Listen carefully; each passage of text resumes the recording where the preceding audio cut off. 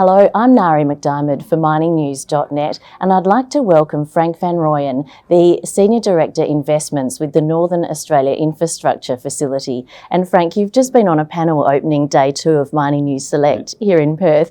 What are the key infrastructure priorities with the facility? One of our key priorities is with the critical minerals. So, and in particular, downstream processing, as it relates to critical minerals.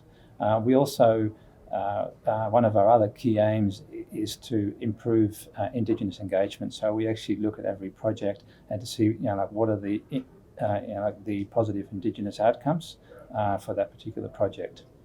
Well, that leads neatly into my next question about ESG and the environmental, social and governance considerations that you give with the decisions.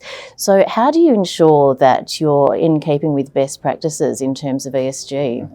Well, at NAIF, we work very closely with other government entities, both at a state and a national level.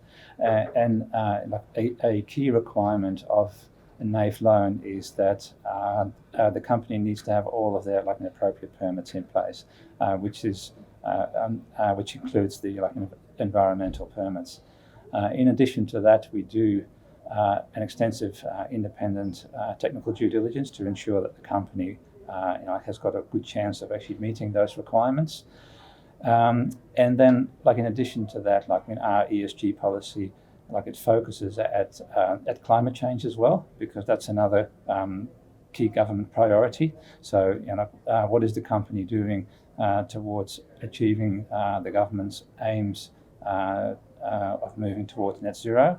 And then, the last point is, the social impacts of that project in particular, as it relates to, an Indigenous impact, or the impact on the Indigenous community.